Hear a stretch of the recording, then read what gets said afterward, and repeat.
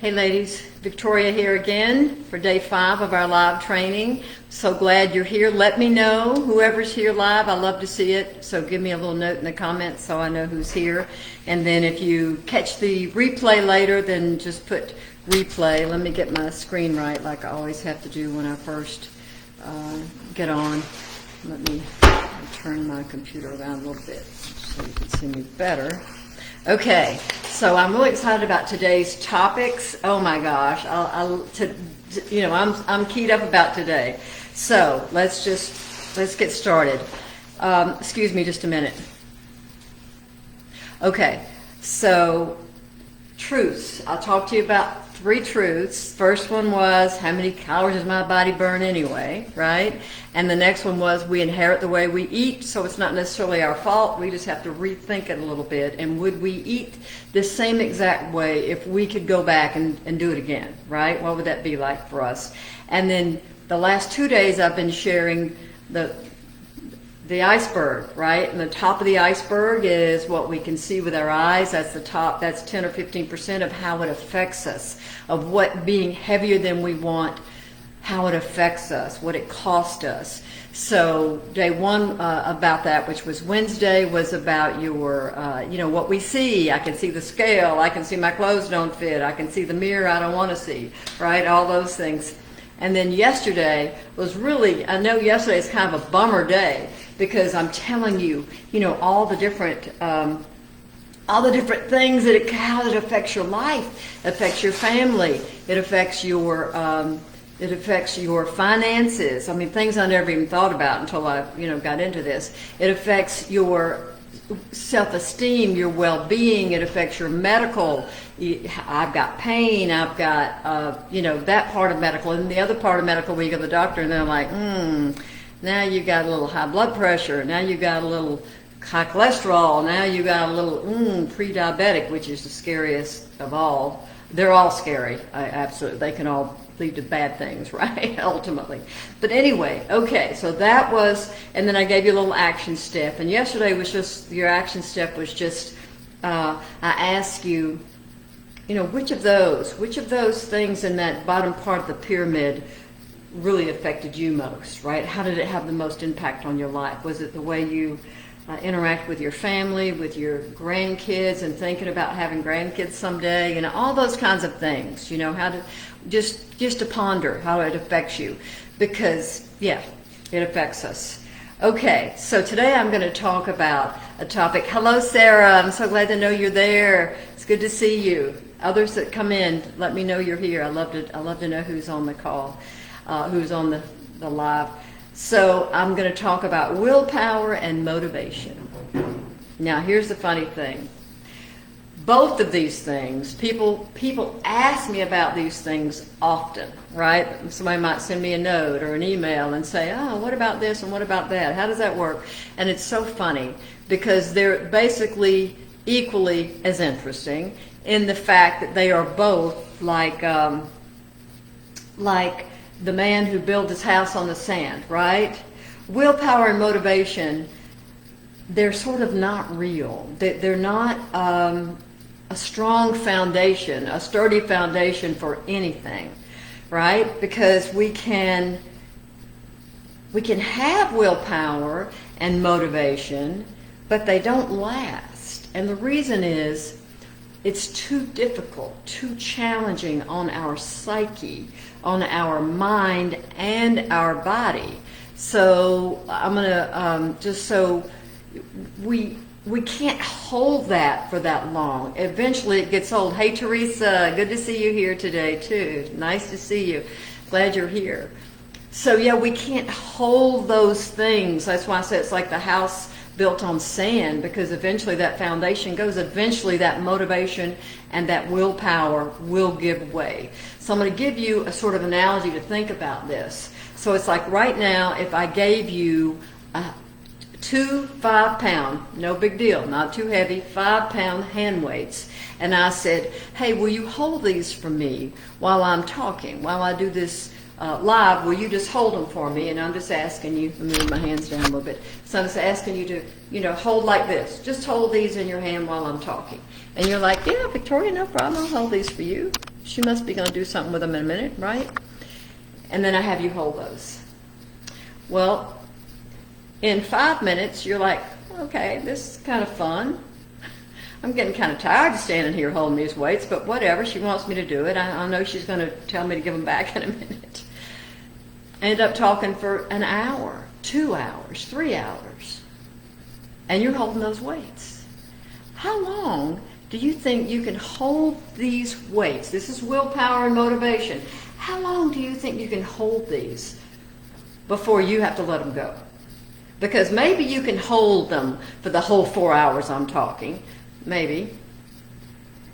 And if you can will yourself to make that happen and say, yes, I'm going to hold them, I don't care how long she talks, and your arms are shaking, and you're like, oh, I'm getting weaker, right? The whole thing.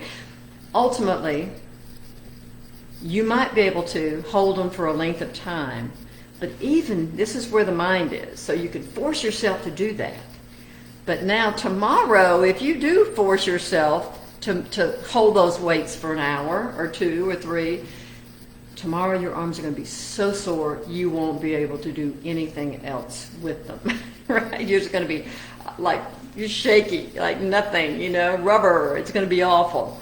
So that's why motivation and the willpower are more like, they're just like built on sand. There's not a good way. But the crazy thing is that we keep going back because we think it's us. So we keep thinking, I just don't have the willpower. I just don't have the motivation. And we think it's us. And we think everybody else has got these things. Anybody who's ever succeeded at weight loss or, being into fitness, any of those kinds of things, well, they must have they've got more motivation and willpower than I do. And then that makes us feel a little bit inferior because we don't have as much motivation and willpower as other people. And the truth is, it's built on sand, okay? They don't last. So, let's talk about this. It takes, I'm going to tell you what does last. It takes 67 days to build a new habit. Now, I studied under a coach named Dr. Shannon Irving. I love this woman. She is too much. I call her Dr. Shannon because she's younger than me. She's probably maybe she's in her 40s, right? But I just love her. But anyway, so Dr. Shannon, you're going to love this story. So Dr. Shannon learned about the law of attraction, as many of us have. We know about the law of attraction. We've been hearing it, for 10 years at least, much longer than that probably. But anyway, and she's like, how does that work anyway? She was a really curious woman and a smart woman too. And she's like, I know that's not magic, right? That was kind of her, I don't know what the word she said to herself, but she's like, there's no way. That just doesn't even work. There's no way that could be right. So she went to college, got her PhD in neuropsychology. I think that's how you say it. It's a pretty interesting thing to study, right? And she studied the human mind, so she would know what happens in the mind when people do these things that they talk about in law of attraction. So she ends up going to college for all these years, and she's got funny stories around that because other people in the program, I think it was mostly men, and other people in the program, their purpose was very different, right? They were in this program for whatever reason. Nobody was thinking about law of attraction or how you could, visualize and things like that. So she said it was really funny because she asked questions other people didn't ask, and that they would be like rolling their eyes at her, But she got through it, and she learned a lot. So it takes 67 days. Again, it's not exact, so you might be, 72 days, and the next person might be 62 days, but basically it takes about 67 days to build a new habit. Now, the cool thing is, you have heard in your life, well, it takes 21 days to build a new habit. Yeah, it takes 21 days for a new habit to take hold. But what happens is, you've got neural pathways, talking about the brain, you've got neural pathways in the brain, and in 21 days, you are starting to build a new neural pathway about that activity. So I'm just going to say making your bed. So my question is, you want to make a habit of making your bed every day. So you force yourself, will yourself, whatever, to make your bed every day for 21 days in a row. And so now what's happening is you're starting to build a neural pathway for that habit of making your bed. And so you go on, you keep making the bed because you're committed to this assignment to yourself to make your bed. And so in about 40 days, that neural pathway, in 21 days, they're sort of they're even. The two habits, your old habit of not making your bed and your new habit of making your bed, they are like neck and neck, even, right, if they were in a race. But in about 40 days, maybe a little more, what ends up happening is that the new habit starts to take over. It starts to move ahead in the race. But it's still not set yet. It's still developing. That neural pathway is still developing. So anyway, then by the time you get up to, like I say, 67 days, and again, it could be off by a few days, of course. Everybody's not exact the same.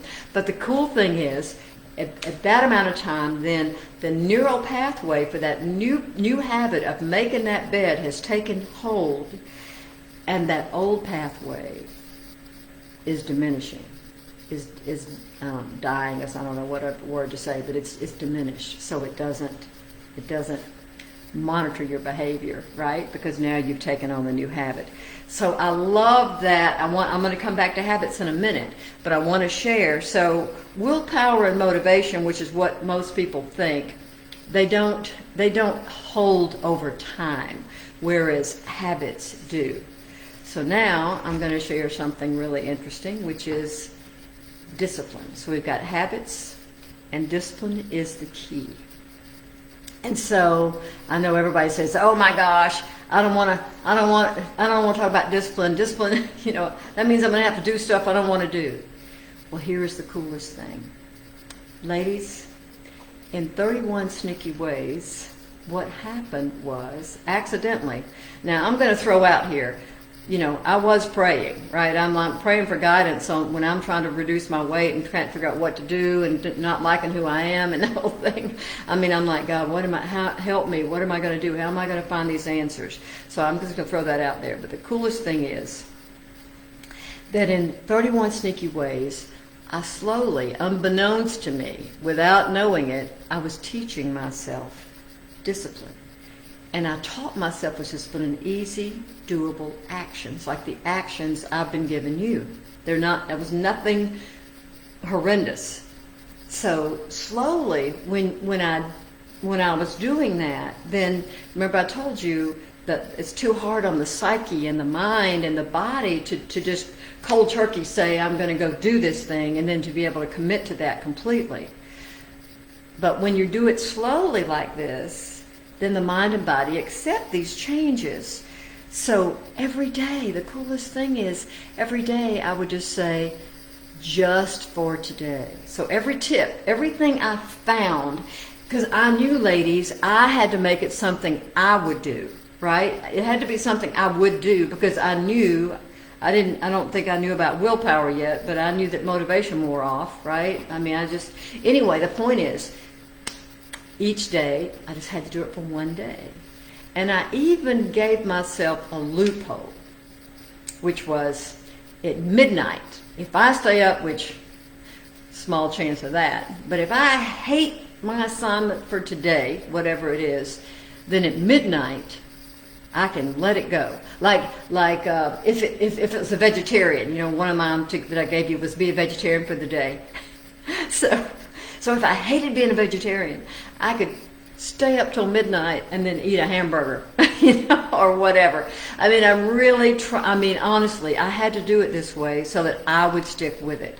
Okay, and again, I didn't know what was going to happen, but I had to keep working at it, right? I had to keep trying. But the neatest thing about discipline is when we do it in this slow way, easy steps, simple things we will do, which is what was going on. then we learn discipline. And once you learn discipline, it is a lifelong skill. So it will spill over into other parts of your life, which is really absolutely awesome there. So I love that. I'm going to tell you a couple of things that make me laugh. Is people would say to me, Victoria, it's easy for you. Why? Why is it any easier for me than it was for you, for them, whomever, right? And I would say, why?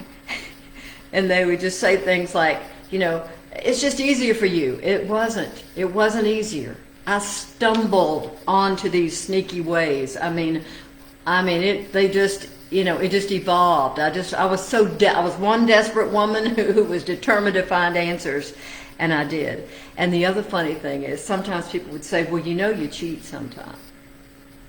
That one always got me, because I'm like, who am I cheating? I'm cheating myself. No, I'm desperate to find an answer. I'm not going to cheat. But here's the cool thing again. There's a loophole for me. I made a loophole for myself because I know how it is. I know myself, right? So let's say that, again, go the vegetarian. I'm supposed to be a vegetarian today, and it's my anniversary. And I'm like, oh my gosh, well, we were going to go out and eat steak, or whatever, whatever we wanted to eat. I don't want to be a vegetarian today. I'm going to go to that great meal, that great restaurant. So then I would just allow myself to switch. I could switch for a day. Now I wouldn't make it wait a week. I would do it, the next day. I could switch back and forth if there was a reason to. Hey Melody, good to see you. So that is what I loved about the way I did it, y'all. I fell into it. This was like I said, I just prayed about it and I'm like, I'll try it this way. I'm desperate. I'm going to try anything. So anyway,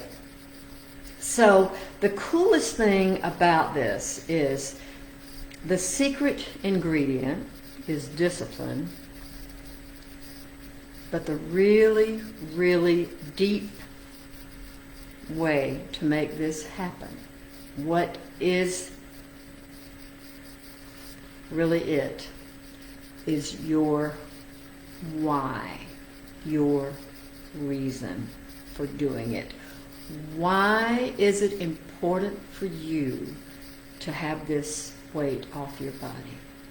And that is why I spent the last 2 days talking about the iceberg, because I was hoping, and your assignment, your action step yesterday was to find, like I said, well, which one of those resonates most with you? And I talked about, the family effect, the health effect, the pain effect, I talked the money effect. I talked about all these things, the self-esteem, all these things, so that maybe you would see yourself in some of those. And then when I said your action steps, tell me why, to tell me, think about what resonates with you, I did it on purpose because I wanted you to think about this. What is your why? What is your reason? Why is it important? Why is this important to you, and why is it important to you now? So that is really key. And for me, I told you about the woman across the bridge. What was that, Tuesday or Wednesday? I told you about the woman. That woman was beckoning me because that woman knew me. Now, y'all know that woman was me, but it was the version of me I wanted to be. The version of me I thought I was, but I wasn't living in alignment with that version of myself. So that woman across the bridge, she was my why. I did not want to disappoint her. I did not want to let her down. But your reason could be something totally different. I had other reasons from that list too that I said. I didn't like the way I looked. Everything. My clothes didn't fit, all that. But I'm telling y'all, the why is what gets you. That's what will make it happen. To know why it's important. And your reason could be something small or it could be something big, but why is it important to you? So here's the cool thing. In the success formula, I slowly teach you discipline through the tips, right? Through the 31 sneaky ways. Because I say only for today. And it's who you become in this process. It's who you become by doing these tips for 31 days, and then 31 days, and then 31 days. It's that habit, right? I'm talking about the habit and the neural pathways. it just builds and it builds and it builds. And the coolest thing is slowly you make better choices. Because you want to, naturally. It's not like somebody said you can't have that chocolate cake. That's why I said I never tell you what to eat. Never. I might say become a vegetarian for today, but tomorrow you can eat what you want again. But anyway, the point is, the really cool thing is that you naturally, and I've seen it over and over with the ladies. You know, some of them said they quit drinking Coke. I think that was Monday. A couple of them that had been in the program said, I quit drinking Coke. I didn't tell them to quit drinking diet or regular Coke. I didn't tell them. They did it on their own. Different things like that. Somebody said, I used to walk, and I don't tell people, I won't get into it. I could go on about stories like that. Okay, so slowly you start making better choices, like magic. I mean, to me, it's like magic. I love it when women send me notes and say, wow, Victoria, I did this, and I thought, why am I doing this? It's the mind. It's the law of attraction, but it's not, you know, it's not the woo-woo stuff. It's the real stuff, right? It's the habits. Okay, so you don't want as much. You stop enjoying, like instead of eating a whole chocolate cake, you eat a piece. And then people have told me this, you know, then it's like, you know, I don't even need a whole piece. I just need a few bites. I don't tell them to say that. I'm not telling anybody they can't eat cake. They still eat cake, but they don't eat the whole thing. They don't have to have the whole thing in the house to eat it. That's if they choose. They might choose not to eat it at all. I don't know. That it's natural. Okay, so you stop doing those things, and it's those baby steps that lead to success. So this change for me, you know, me doing this and discovering all this is what changed my life for the positive. I mean, so many ways. That's why I say becoming the hero of your own life is what I say. And so for me, it brought me out of myself. I learned all this stuff. And then in time, I'm like, I got to teach this to other women, right? So it changed, it transformed. That's why I call it transformation. It transformed who I was. So I'm going to teach you, in the program, I teach you to release old limiting beliefs. Old beliefs that say you can't do it, like I was doing. Like who do you think you are? Why do you think you can do this? I mean, why do you think you can find the answer? Because you keep going these diets and it's not working. I mean, I was really beating myself up. But I'll teach you to let go of all that, those limiting beliefs, and to open yourself up to living fully, living your life fully. Oh my gosh. So I asked you in the group, sometimes in the group, in a post, I'll just say, those who've been with me for a while have seen it, who do you want to be? And the reason I do that is because we get to choose every day. Who do we want to be?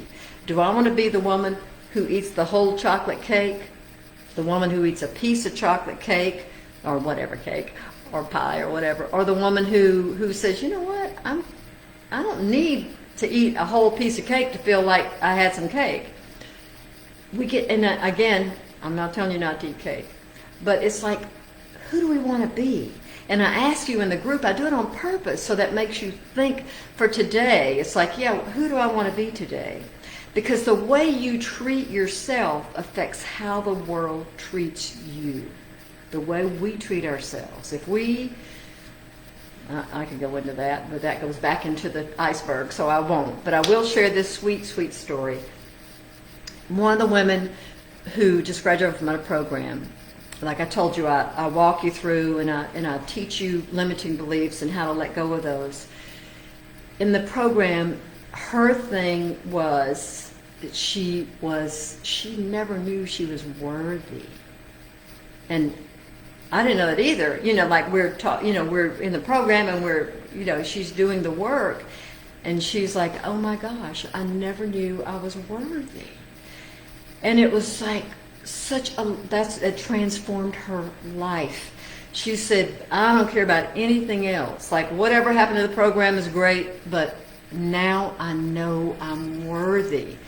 And she said it changed. I talked to her a couple of weeks ago, and I'm just saying, how you doing? What's going on? And she said it changed her life in so many ways, because that was like eureka for her. And she said, and people don't like it. And I said, oh, that's really interesting. And I said, well, how does your husband like it? Because that's the person that really matters, right? Is your husband okay with you being empowered, with you, I know I'm worth something. And she goes, oh my gosh, he loves it. He thinks it's the greatest thing ever because I'm not letting people walk all over me. I say no. I do things that I want to do. I don't let people take control of my time. Different things she said. I can't remember everything, but I thought it was great. Her husband loved that for her. And she had just empowered herself so much by recognizing that she was worthy.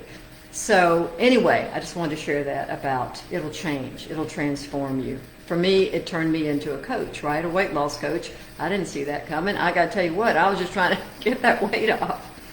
But the way you treat yourself affects how the world treats you. Ladies, God wants us to live full, rich lives.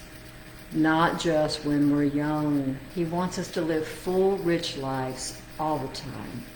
Invest in yourself. Invest time and money in yourself. You are worthy. You matter. You have been giving to everybody else your entire life. I know you have. That's what women do. Your husband, your children, your grandkids, your mom, your dad, whomever. I know you do because that's what women do. They take care of everybody. It's time to take care of you.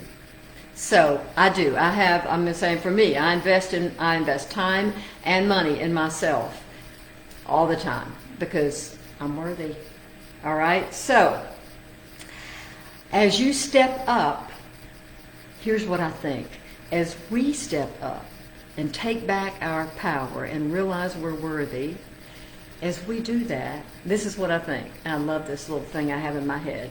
I think God looks down and smiles and nods his head, and he says, this is who you are, my child. This is who you are. And I love thinking that because to me it's like just a nod, like, yes, you're full of positive energy and you've been letting these things get you down. It's time. Feel yourself. Know who you are. Step up. Live your full life. So again, y'all know I would love to be your coach. If you're interested in coaching, send me a message and we'll talk about it like I do a few minute, a phone call and talk to you a little bit and see where you are and things like that before I do it. So I would love to help you transform your life too. So I'm going to just leave you with a couple of things and then we'll go. So the first one is from yesterday. I'm going to turn all that around. Yesterday I gave all that negative stuff about, when you're too heavy, what's it cost you? So here's the thing. Would you like to feel empowered, have high self-esteem, to feel like your self-esteem is soaring? Would you feel like you're an action taker? Would you love to feel like that? Would you like more energy? To have your family see you as a role model instead of someone who has to sit in a chair or just someone who cooks us dinner. Thank you, Sarah. Thank you. All right. Would you like to get compliments? Because that's what starts coming. Would you like to be seen as an action taker? Would you like to reduce your pain? Would you like to sleep better? Would you like to have no pain pills at night? Would you like to have less meds or eliminate meds? Would you like to age better? Would you like to dance at your grandkids' wedding? Would you like to go on a vacation that's an adventure vacation and not just let me sit on the tour bus? How about a new love? How would that be? How about a deep, richer social life? How would that be? All these things, hiking, dancing, vacationing. Here's the thing. We are at the age, those of us who are retired, are at the age where we probably have more financial freedom and time than we've ever had in our lives. So this is our time to enjoy these years and live to the fullest. Be the role model, the hero of your life and the role model for your family. So, last thing, your action step for today. I taught you about reading labels the other day. Today I want you, your action step is to read only the label about sugar. All I want you to do is look at the label, what it says about sugar. How much sugar, 14 or whatever. See what it says. The percentage of the daily and the amount in that, whatever that food is. Just have a look. Okay, ladies, I've enjoyed my time with you. Thank you for being here this week. We'll do it again in the future, but it's time for me to have a little bit of a respite. Thank you. Have a great weekend. Take care.